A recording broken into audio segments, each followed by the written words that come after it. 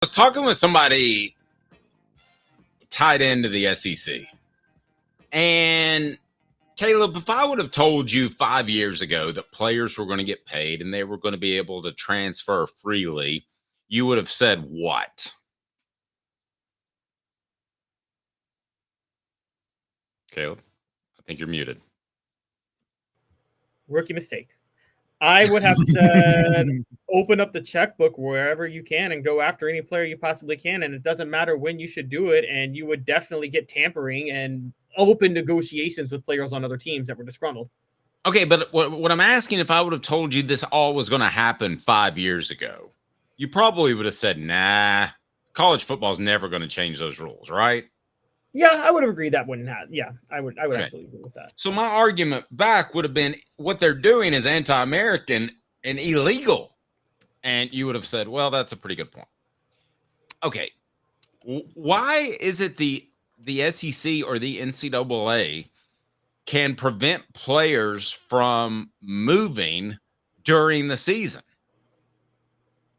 Caleb, to me, if you get a better job or I get a better job, of course, you have a contract and I have a contract, but it would be un-American to prevent that person from taking another job.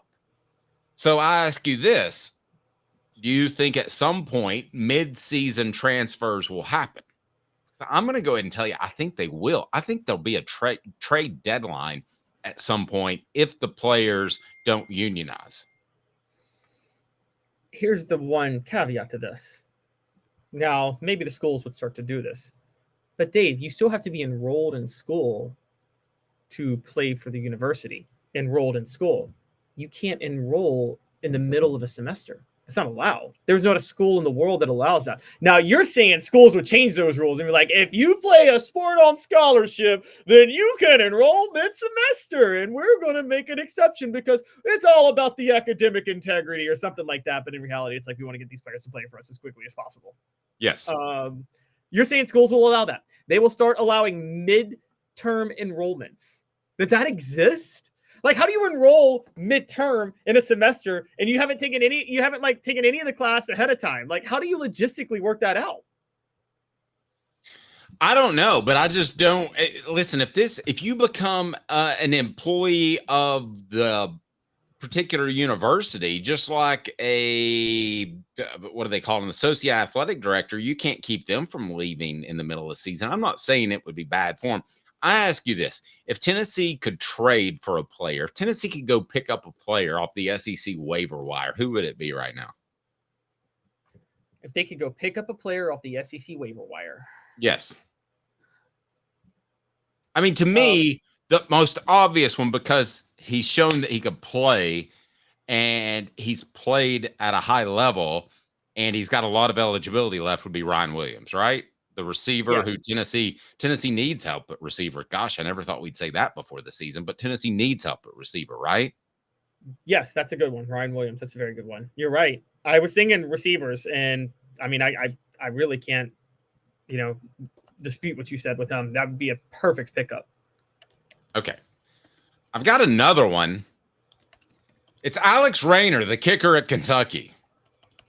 Now, you defended Max Gilbert, who went 0 for 3 kicking field goals against Kentucky and could have cost Tennessee the game, which you just seemed to think, hey, no big deal. But if you go get Alex Rayner, who is 13 of 13 in field goals, or Peyton Woodring of Georgia, who is 14 of 15, even Randy Bond of Texas A&M, who is 16 of 18. Wouldn't that be an upgrade? Max Gilbert, by the way, 12 of 18 for a defensive team that prides itself on running the football. Something about that martini doesn't mix quite right. Okay, fair enough. You might have a point with the kicker. I was going to go here. GBMFO beat me to it. Will Campbell. The one that, the was resulted in Lance Hurd transferring to Tennessee to begin with. How about just try to go for Will Campbell, the better offensive tackle, the one who is significantly better than Lance Hurd?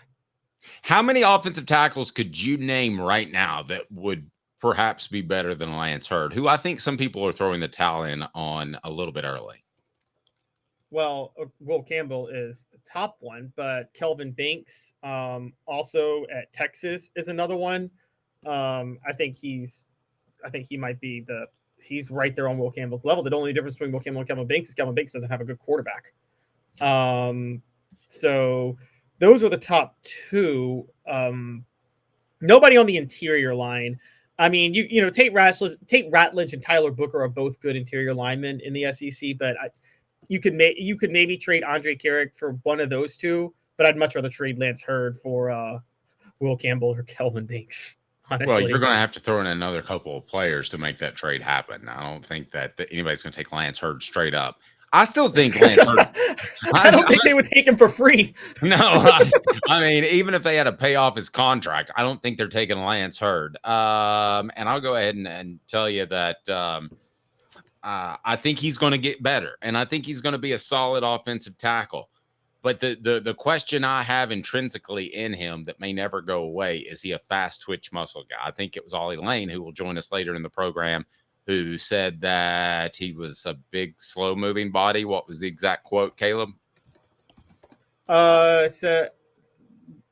It's something about slow feet or something. I totally forgot what he said. I think it was a slow-moving person, actually, is the exact quote.